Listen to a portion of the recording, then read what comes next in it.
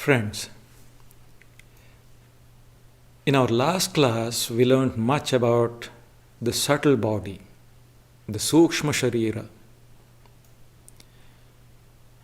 The Sukshma Sharira is the psychophysical constitution of the individualized soul of the Jivatma. If you can remember, what is it composed of?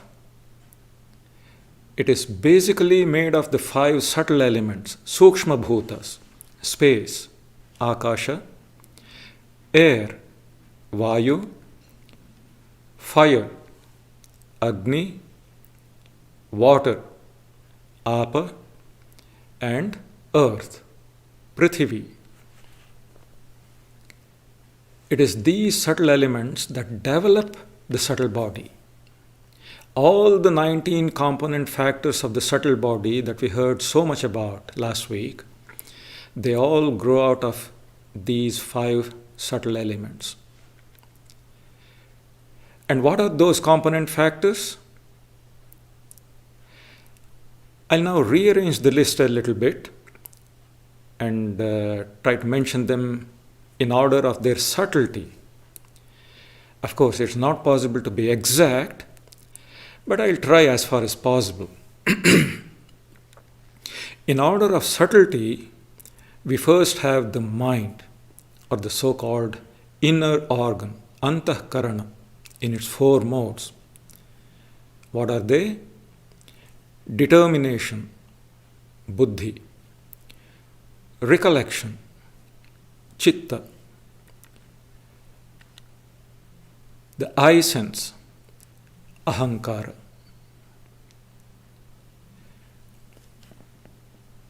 The first one is Manas.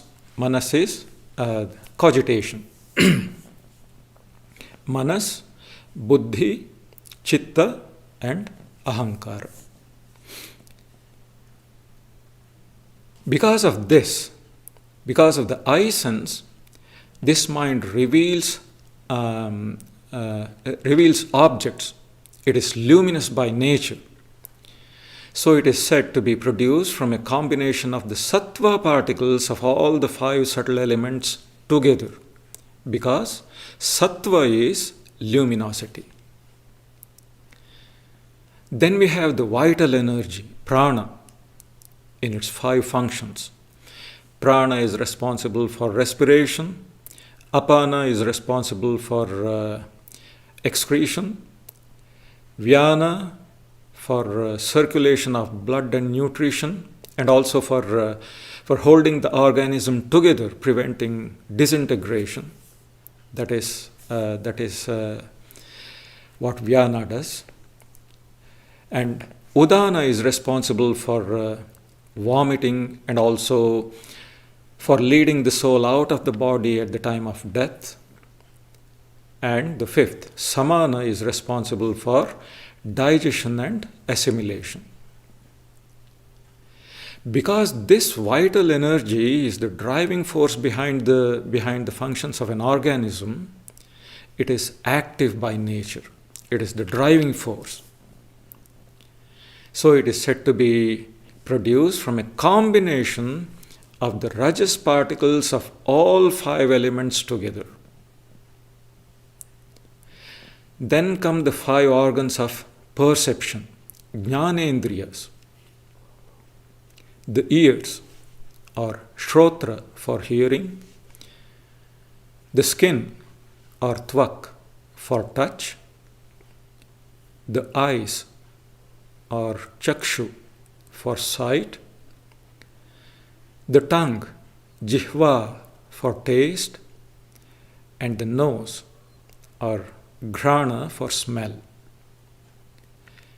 These 5 organs of perception, like the mind, they also give rise to knowledge in us. Through them we know, like we know through the mind. In that sense, they are also luminous by nature. So they are also produced from the sattva particles of the subtle elements, but individually. That means The sattva aspect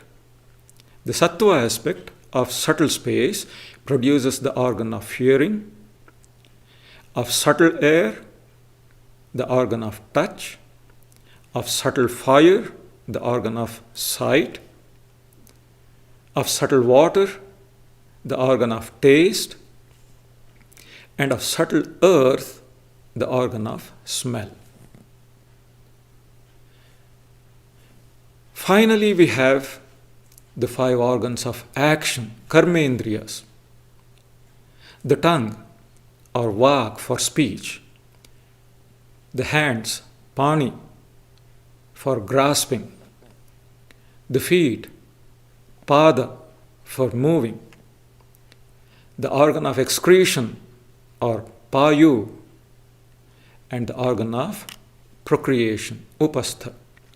These 5 organs of action, as we heard last week, they lead to activity. Through them we act.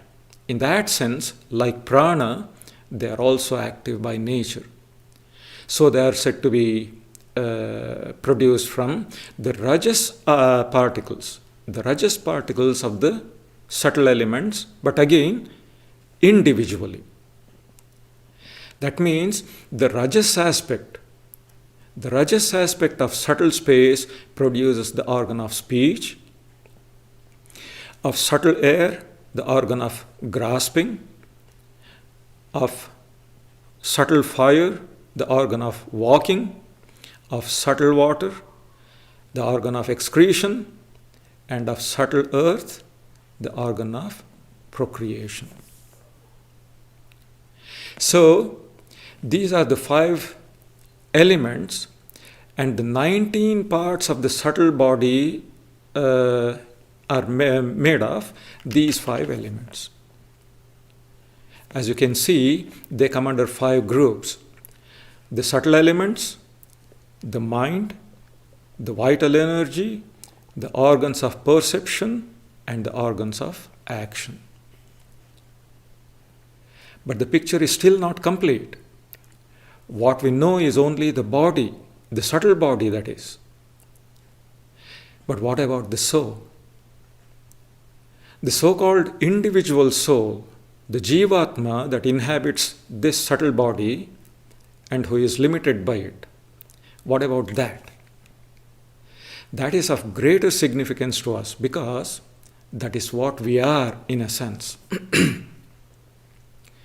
If you leave out the gross body, we are individual souls, Jivatmas, who dwell inside the gross and subtle bodies. So what are the attributes of that soul? What are the qualities that characterize us as Jivatmas? As I said last week, Shankaracharya's answer to this question, this important question, adds 3 more factors to the subtle body. And they are avidya, kama, and karma. Ignorance, desire, action. Ignorance means absence of knowledge or wrong knowledge. The self and the not self are mutually as opposed to one another as light and darkness. Yet in everyday practical life, we don't distinguish between the two. Through ignorance, we apply the attributes of the one to the other. The Atman is confused with the Anatman, and the Anatman is mistaken for the Atman. We forget that we are eternal, infinite, ever-perfect Atman. And the moment we forget our real nature, we automatically come to believe that we are these little, limited, imperfect beings. Avidya and ahankara always go hand in hand. They are inseparable. The moment I forget my perfect nature, I identify myself with this little personality, which is always troubled by a sense of imperfection, by a sense of incompleteness. And when I feel myself imperfect, When I feel myself incomplete, I naturally long for something outside myself, something other than myself, to restore my sense of fullness. This ignorant way of trying to regain lost perfection, this is what desire or kama really is. Now you can easily anticipate the next stage. Desire drives me to activity. It forces me to work for its satisfaction. Some actions are good, some are bad, and some mixed. But no action is perfect. All actions caused by ignorance and motivated by desire, they are all basically selfish. So the soul has to experience the results of its own deeds. And the result is that it all binds the soul rather than free it. In reality, desire is nothing but an expression of the soul's longing to recover its original natural state.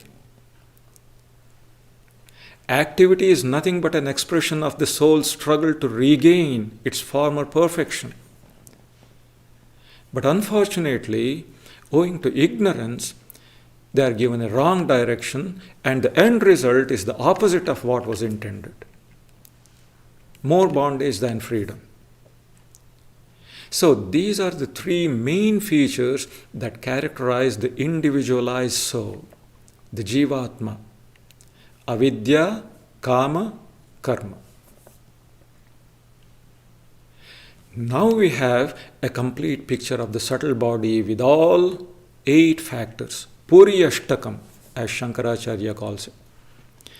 5 component parts plus 3 characterizing features. So, Vagadipancha, Shravanadipancha, Pranadipancha, Abhramukhani pancha, Buddhyadyavidyapicha kama karmani, Puryashtakam sukshma sharira mahuhu. The 5 organs of action, beginning with speech, the 5 organs of knowledge, beginning with the ear, the 5 vital energies, beginning with prana, the 5 subtle elements, beginning with space, the inner organ, consisting of the buddhi and the rest, together with ignorance, desire, and action. The verse says, these 8 cities, these 8 factors make up what is called the subtle body. So, this is what we learn from the 96th verse. Then Shankaracharya expands on these ideas in the following verse, in the 97th. He says, Idam shariram shrunu sukshma sanyitam lingam tva apanchikrita bhuta sambhavam savasanam karma phalanubhavakam swajnanato nadirupadhiratmanah. Idam shariram shrunu sukshma sanyitam lingam tvapanchikrita bhuta sambhavam savasanam karma phalanubhavakam swajnanato anadirvadhiratmanah. Listen, this which is called the subtle body is also known as the linga sharira. It is produced from the elements before their 5-fold combination.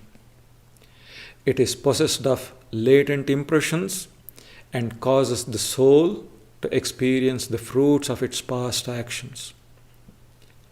It is a beginningless superimposition on the soul brought about by its own ignorance. So the subtle body is also called the linga sharira. It is produced from the elements, from the subtle elements, that is, before the elements underwent their 5-fold combination. Then it is possessed of samskaras, latent impressions, and it causes the soul to experience the fruit of its past actions. And it is a beginningless superimposition on the soul that is brought about by its own ignorance. So first of all, Shankaracharya says, Shrinu, listen carefully. He is asking us to pay attention because he is about to say something important. What is that? Idam shariram sukshma sanyitam. This body, which is called the subtle body, is lingam. It is a mark, a sign. First of all, this body is called the subtle body because it is invisible, intangible. It is so fine that it can't be discerned even by the most powerful microscope. It can't be perceived like a gross sense object. Why? Because it is apanchikrita bhuta sambhavam. It is composed of the 5 subtle elements in their rudimentary state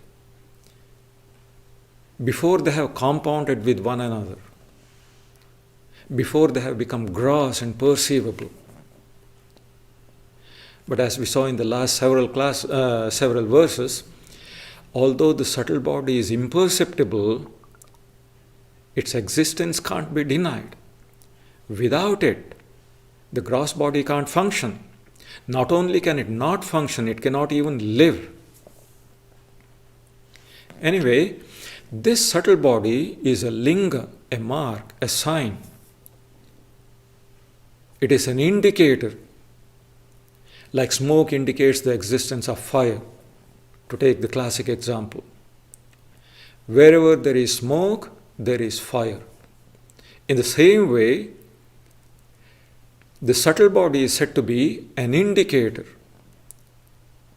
So what does it point to? It points to the presence of a conscious principle. Please remember, just like the gross body, the subtle body is also composed of matter. Both are inert. But there is a great difference of fineness between the two.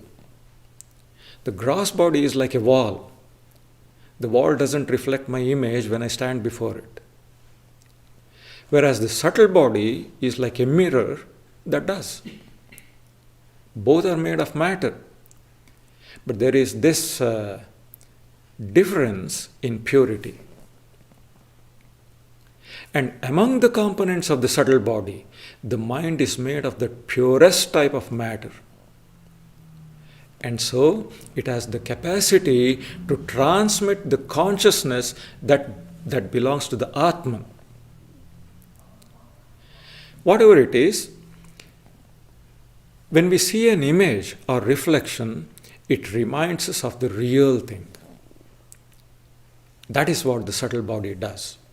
The word linga also means that which reminds. This the gross body can't. It is too inert, too lifeless to remind us directly of the Atman. Nor can the causal body, because in the state of deep sleep, in the absence of the ego itself, we are not aware of anything at all. That is why it is only the subtle body, especially the mind, that can be a linga, a sign of the Atman, the sole conscious principle. Then this subtle body is savasanam. It contains the latent impressions of all past experiences. In fact, the subtle body is the storehouse of all the subtle impressions accumulated through karma. Whatever karma we do of our own free will in the waking state, everything leaves an indelible impression, samskara or vasana, on the mind. Karma includes not only bodily actions but also sensory experiences. It also includes mental activities, thoughts, feelings, desires, memories. imaginations. That is to say, whatever we do with the body or any of the sense organs or the mind, whatever we do through these things, knowingly, intentionally, or deliberately, everything leaves behind a samskara. These impressions accumulate in the subconscious mind and stay there as subtle forces. We are constantly storing within us such impressions, good and evil, both. It all depends on the nature of the karma. From them our memories arise.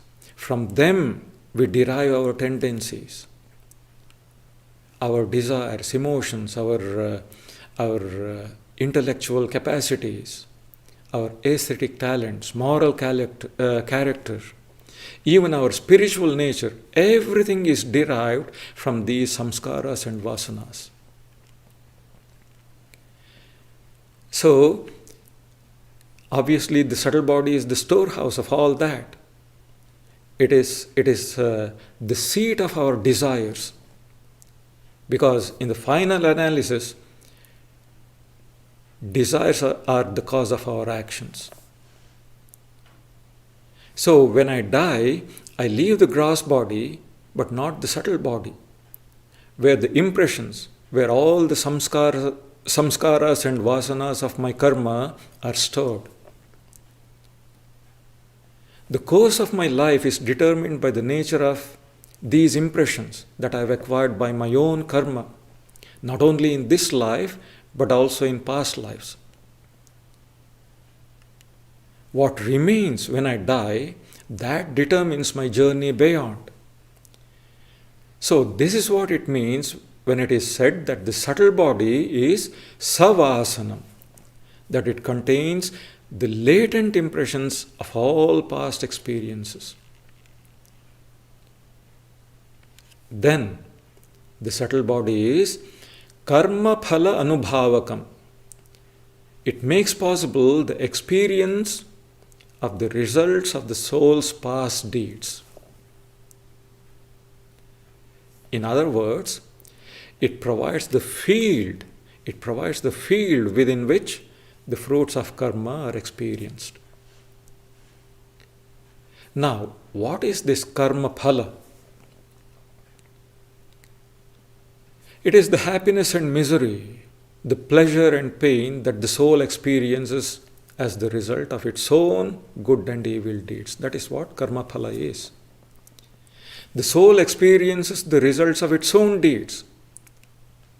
How? Through the subtle body, which is mainly the mind. That makes the subtle body, whose main feature is the mind, both the doer of actions and the experiencer of their results. How do we know it? Quite simple. Action and experience are possible only in the waking and dream states. In deep sleep, there is no awareness of anything at all. During deep sleep, the subtle body, together with the mind and all its impressions, the subtle body subsides almost to the point of non-existence. We are not even aware of that. So in that condition, there is no action and no experience of pleasure or pain. But the subtle body functions in the waking and dream states. So in those two states, we act and experience happiness and misery.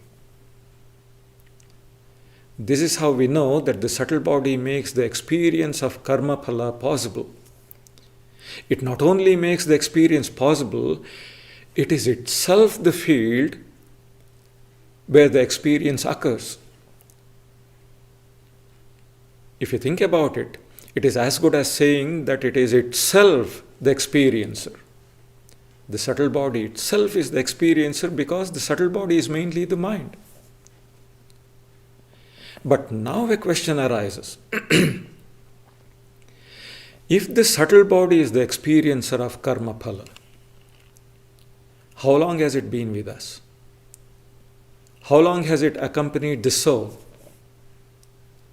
Because the range of karma extends over innumerable past births. Shankaracharya says this Sukshma Sharira is Anadi Rupadhiratmanaha. It is a beginningless limitation which is superimposed upon the Atman. As we heard last week, the Jivatman retains the same Sukshma Sharira here and hereafter. Because the subtle body is made of the rudimentary elements, it is extremely fine, extremely durable. It's not destroyed with the gross body. At death, only the gross body is left behind and the individual soul moves out covered in the subtle body. So it is the same subtle body that carries the jiva in its migration to other souls. It lasts very, very long until the soul attains final liberation. That means the soul, the subtle body endures as long as the soul is in samsara. And throughout this period, it is only the gross body that is changed according to the result of the soul's karma. But the same subtle body persists. Shankaracharya says it is beginningless because time itself is a creation of the mind. So we can't say that the mind has an origin in time. That would be a contradiction in terms. Beginning presupposes time, but in the Atman there is no time. That is why the Sukshma Sharira is a beginningless superimposition upon the Atman. But what causes this superimposition? How does it come about? Swajnanataha, Swa-ajnanataha, the Atman's ignorance of itself. When the eternal, infinite, ever-perfect Atman doesn't know itself, when it has forgotten its own true nature, it superimposes the mind upon itself and thinks it is the limited mind. That is what the verse means. So, idam shariram shranu sukshma sanyitam lingam tvapanchīkrita bhuta sambhavam savasanam karma phalanubhavakam swajnanato nadirupadhiratmanah. Listen, this which is called the subtle body is also known as the linga sharira. It is produced from the elements before their five-fold combination.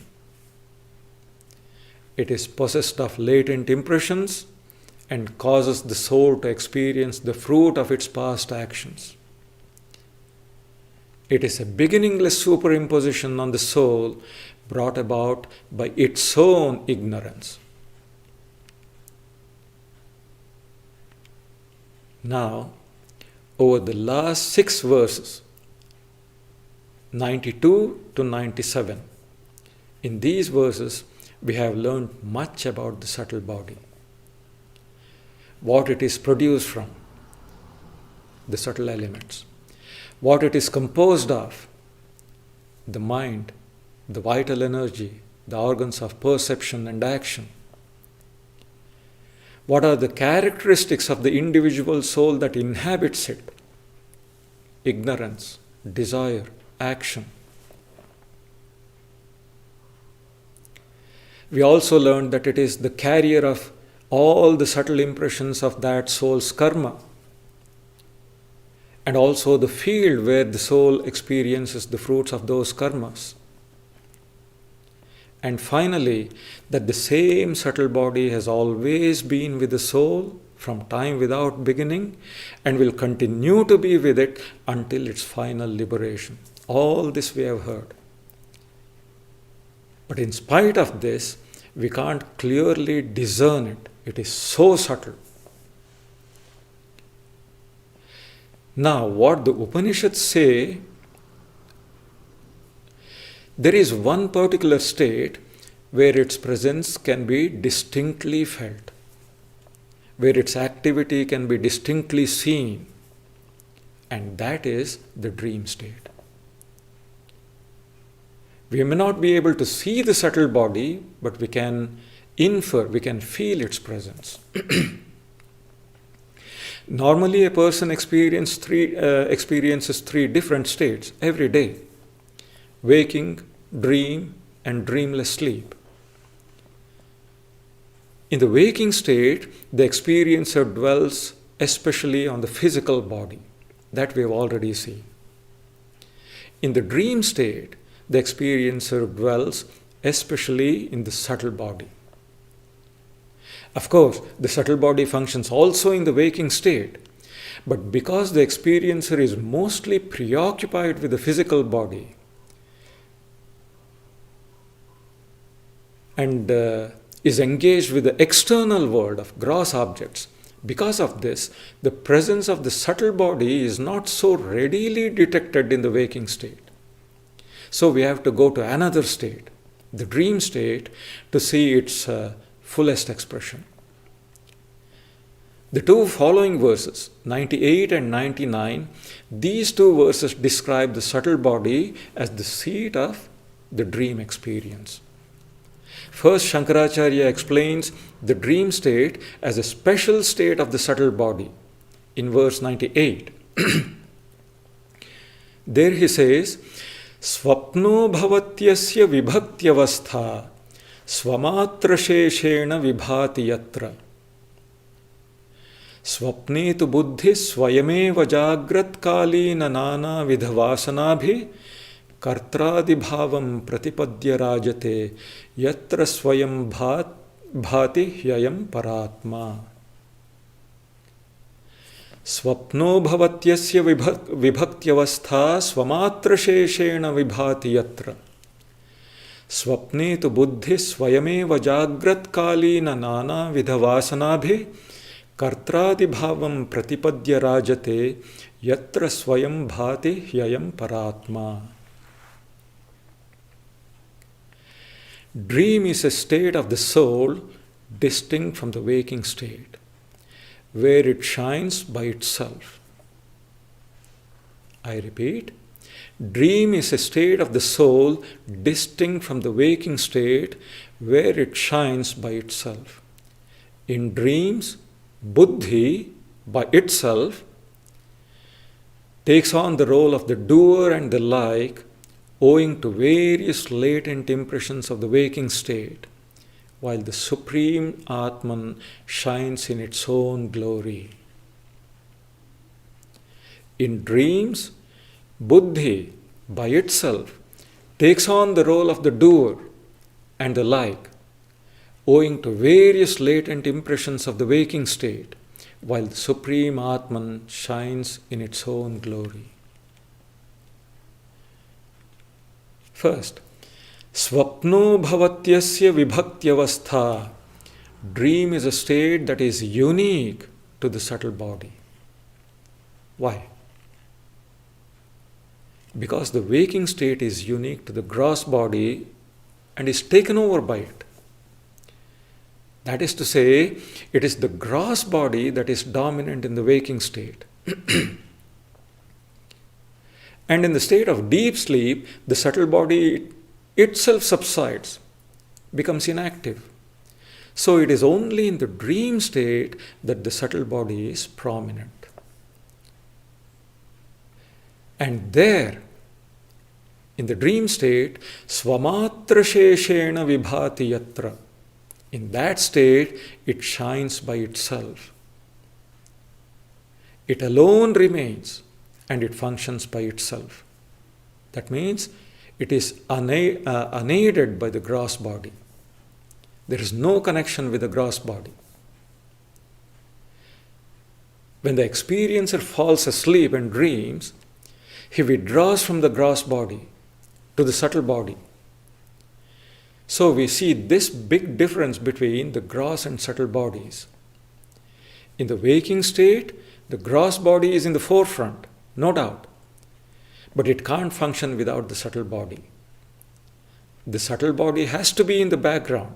Without it, the gross body becomes lifeless. And the subtle body also needs the gross body to experience the outside world in the waking state. It has to function through the external sense organs, which are located in the gross body, in order to interact with the external world in the waking state. In the dream state, however, the gross body is inactive. But the subtle body doesn't need it for its functioning in that state. In the waking state, it needs the gross body. But in the dream state, it doesn't need the gross body. In the dream state, the subtle body alone exists and it shines, it functions by itself, independently of the gross body. So what happens in that state? Swapne tu buddhi swayameva jagratkalina nana vidha vasanabhi kartradi bhavam pratipadya rajate. In dreams, the buddhi, here buddhi stands for the antahkarana, the whole inner organ, the mind in general. The mind itself takes on the roles. The mind itself assumes the forms of doer, experiencer, actions, objects, events, places, everything that is contained in the Upanishads. The mind itself becomes all that.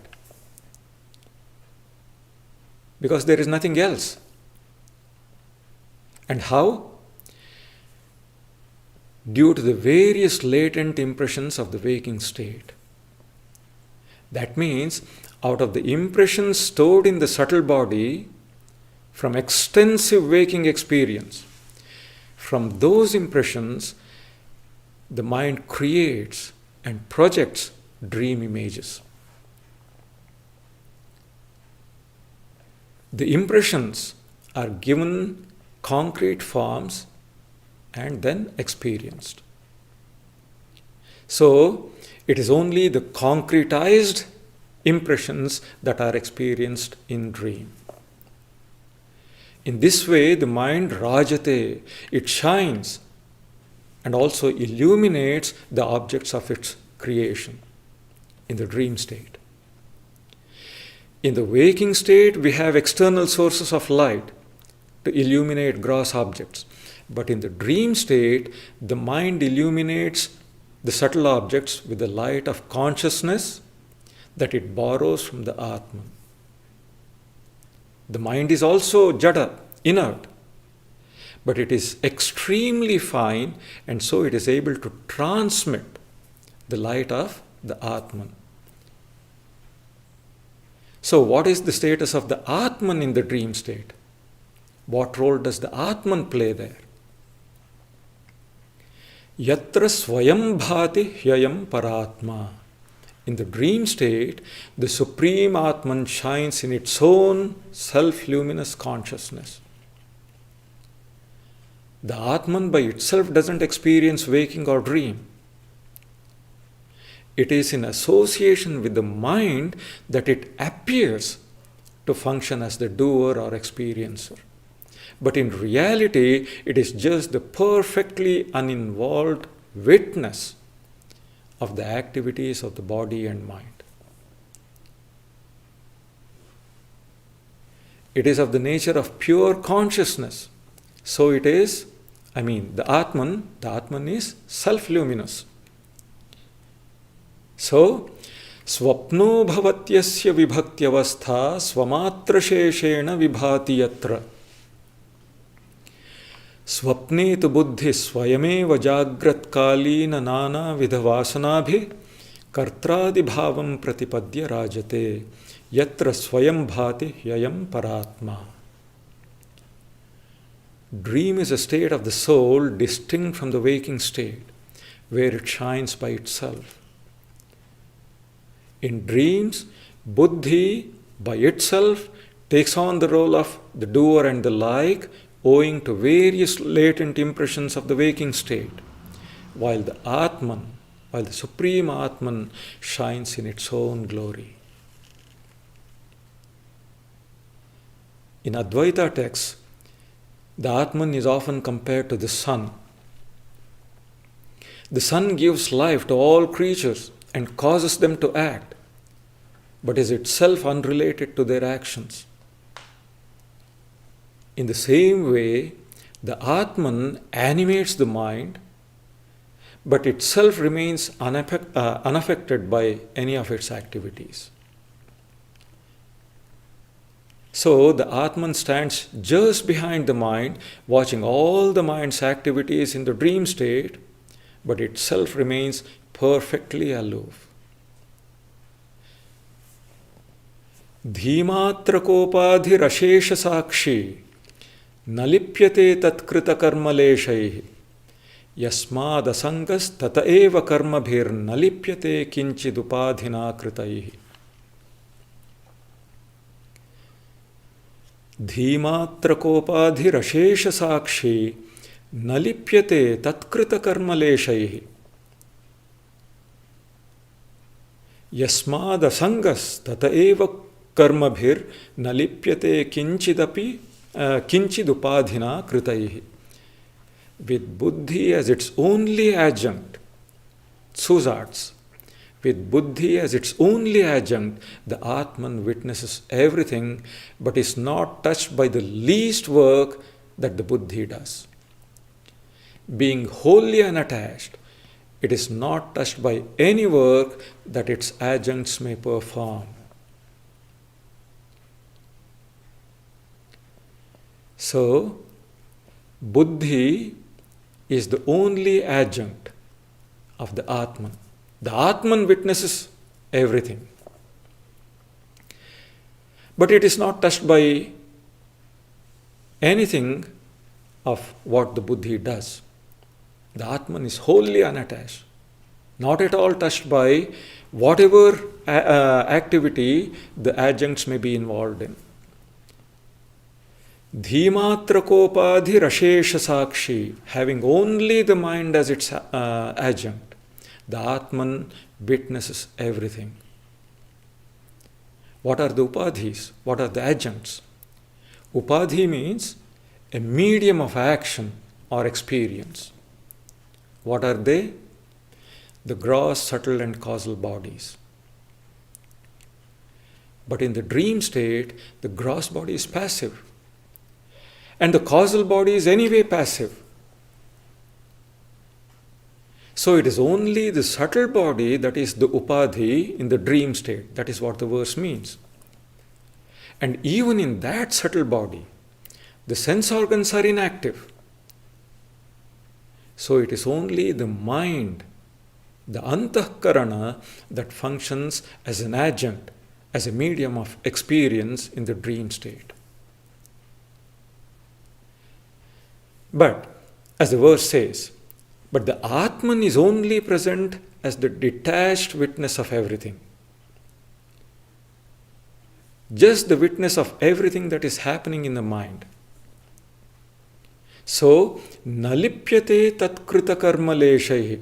It is not stained even in the least by whatever is done by the mind. And the next line emphasizes the idea by repeating it once again.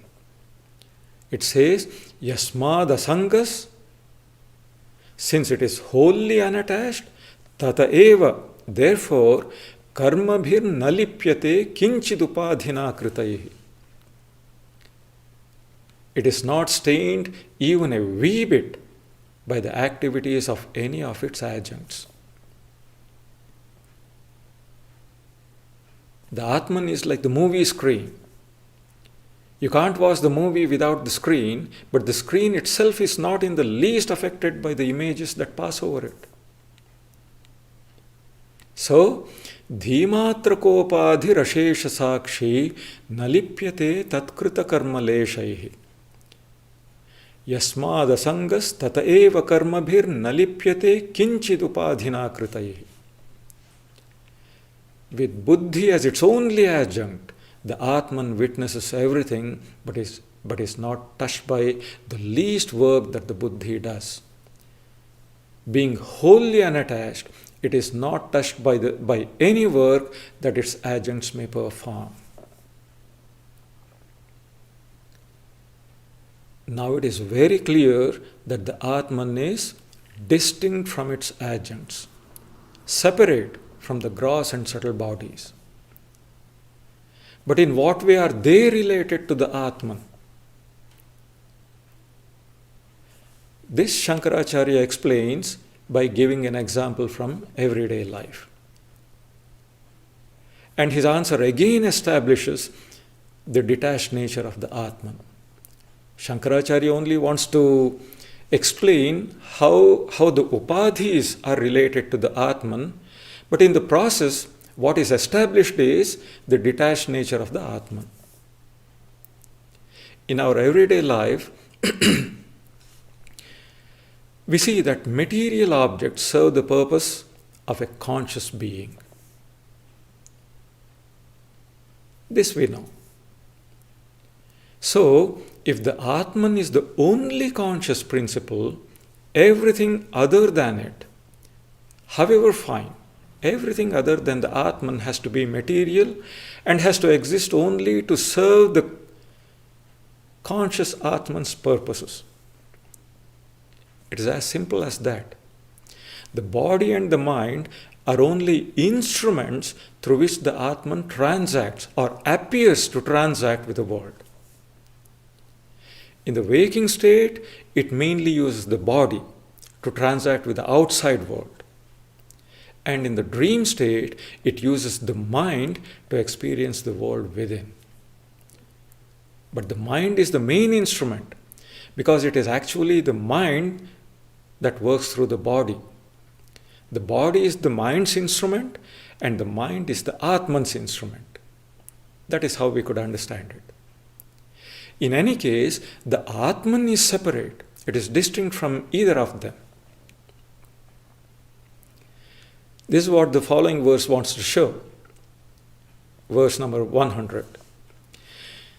Sarvavyapritikaranam lingamidam syat chidatmanah pumsah vasyadikamiva takshanas tenaiva atma bhavati asangoyam.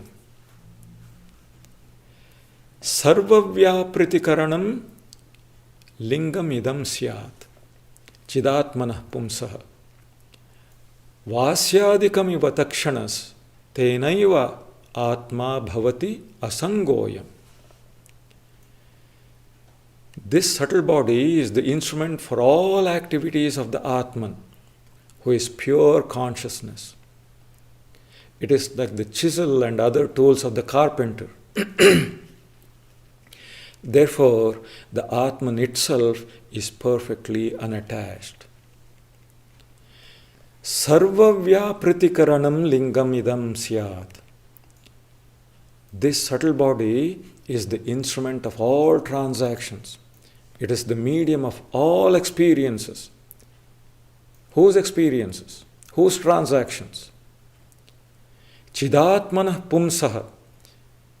Of the Atman who is pure consciousness. Instruments, however fine, instruments are insentient, inert. They can't work by themselves. They are meant to be used by a sentient, intelligent being. And that is the Atman, who is intelligence itself. So Shankaracharya says, these gross and subtle instruments are like a carpenter's tools. Vasyadikamiva takshanas, like the hammer and chisel of a carpenter. No carpenter can work on wood just with his bare hands, without his tools. Tools are indispensable. In the same way, the Atman employs the sense organs and the mind for all its activities. Without them, there is no activity. In deep sleep, the subtle body subsides. That is why there is no activity there. So, this gross body is like the carpenter's workshop, and the subtle, and the sense organs and the mind, which make up the subtle body, they are the tools. For all work related to his profession, for all that, the carpenter needs his workshop, and for every type of work, there is a special tool. The carpenter can't do without them. But after working hours, the carpenter lays down his tools, closes the workshop, and goes home. What does that show?